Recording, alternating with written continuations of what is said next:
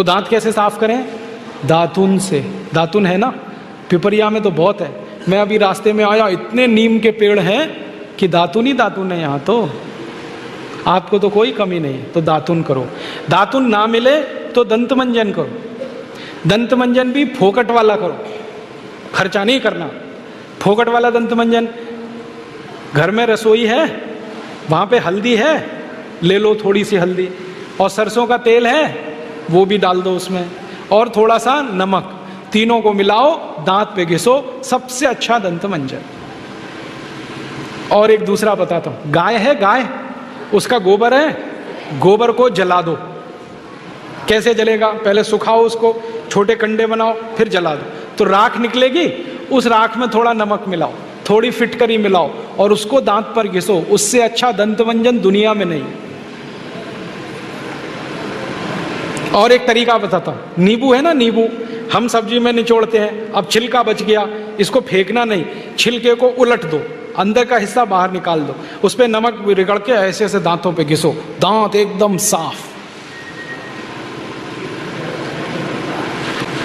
और एक दो बात बताता हूं, जिनके दांत पीले हो गए, आम का पेड़ देखा, उसका पत्ता तोड़ लो, आम के पेड़ के पत्ते को चबाओ थोड़ी देर, चबाने के बाद वो चटनी जैसा होगा, लुगदी बनेगी, उसको दांतों पे रगड़ दो, दांत एकदम किटकिट करने लगते हैं, एकदम साफ।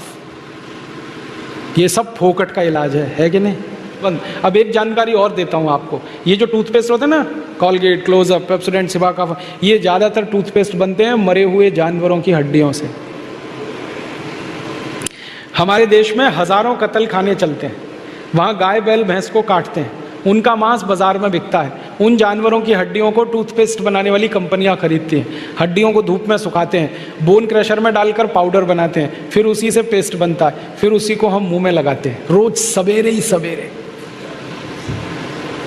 और जिस दिन उपवास होता है तो जरूर भगवान की पूजा करते हैं, सवेरे सवेरे हड्डियों का चूरा मुंह में लगाते हैं। अभी कैसे प्रसन्न होंगे भगवान बताओ? बंद कर दो ये सब, अच्छा नहीं, ठीक है? तो बहुत पैसा देश का बचेगा।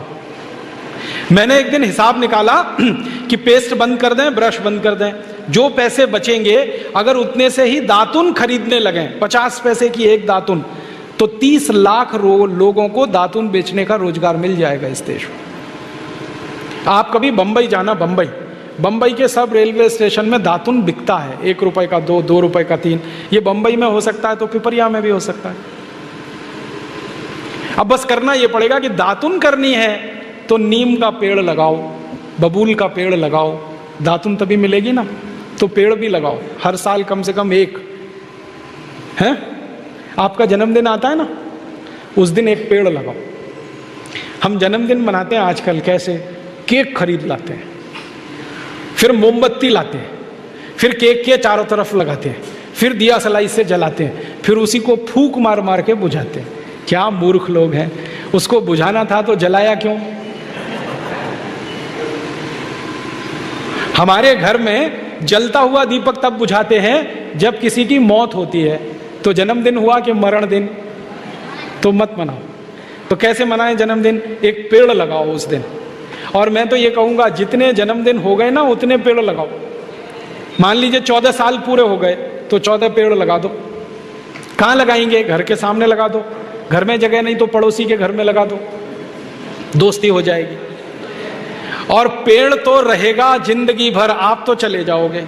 नीम का पेड़ अगर लगाया तो 500 साल जिंदा रहता है, आप तो 100 साल में ही मर जाओगे, वो पेड़ तो 500 साल रहेगा। और एक पेड़ आपने लगा दिया, हजारों रुपए की ऑक्सीजन देता।